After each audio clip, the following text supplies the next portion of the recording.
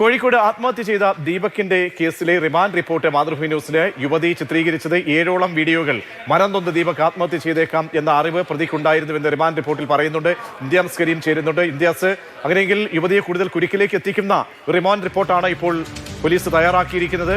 Arrest റിപ്പോർട്ടിന്റെ കൂടുതൽ വിവരങ്ങൾ എന്താണ് ഇന്ത്യാസ്? രതീഷ്, തീർച്ചയായിട്ടും ആ ദീപക് ആത്മഹത്യ ചെയ്ത സംഭവത്തിൽ യുവതിക്കെതിരെയുള്ള റിമാൻഡ് റിപ്പോർട്ടാണ് ഇപ്പോൾ മാതൃഭൂമി ന്യൂസിന് ലഭിച്ചത്. അതിൽ പറഞ്ഞിരിക്കുന്നത് പ്രധാനമായിട്ടും ഈ യുവതി പയ്യന്നൂരിലെ ഈ സ്വകാര്യ ബസ്സിൽ വെച്ച് 7ഓളം വീഡിയോകൾ ചിത്രീകരിച്ചിട്ടുണ്ട് എന്നാണ്. ഈ വീഡിയോകളെല്ലാം അസ്വീകാര്യമായ രീതിയിലാണ് ചിത്രീകരിച്ചിരിക്കുന്നത് എന്നുകൂടെ റിമാൻഡ് റിപ്പോർട്ടിൽ പറയുന്നു. അതായത് ഉന്നത വിദ്യാഭ്യാസം നേടിയ പോസ്റ്റ് ഗ്രാജുവേഷൻ ഉള്ള ഒരു യുവതിയാണ് ഷിംജിത മുസ്തഫ.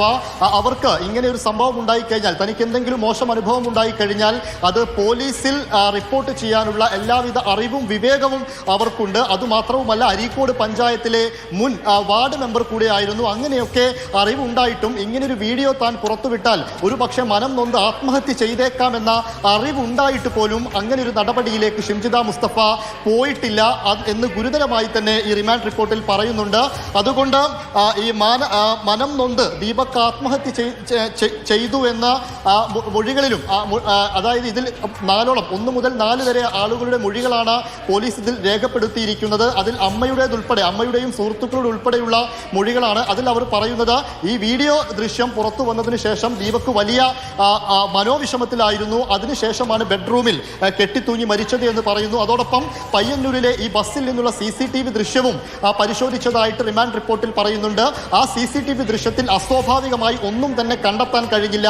ദീപക്കും ഷിംജിത മുസ്തഫയും 10:42 ഈ ബസ്സിൽ കയറിയിട്ടുണ്ട്. ബസ്സിൽ കയറിയതിനു ശേഷം ഇവർ 7ഓളം വീഡിയോകൾ ചിത്രീകരിക്കുന്നു. പക്ഷെ അങ്ങനെ അസ്വാഭാവികമായി ഒന്നും ഉണ്ടായിട്ടില്ല എന്നാണ് വീഡിയോ ദൃശ്യത്തിൽ നിന്ന് മനസ്സിലാകുന്നത്. പിന്നീട് ദീപക്കും ഷിംജിതയും ഒക്കെ ആ ബസ്സിൽ നിന്ന് ഇറങ്ങി ഒരു അസ്വാഭാവികതയും തോന്നാത്ത രീതിയിൽ സ്വാഭാവികമായി തന്നെ നടന്നു നീങ്ങുന്നതായിട്ടും കണ്ടു എന്ന് ഈ റിമാൻഡ് റിപ്പോർട്ടിൽ കൃത്യമായി തന്നെ പറഞ്ഞു വെക്കുന്നുണ്ട്. എന്തായാലും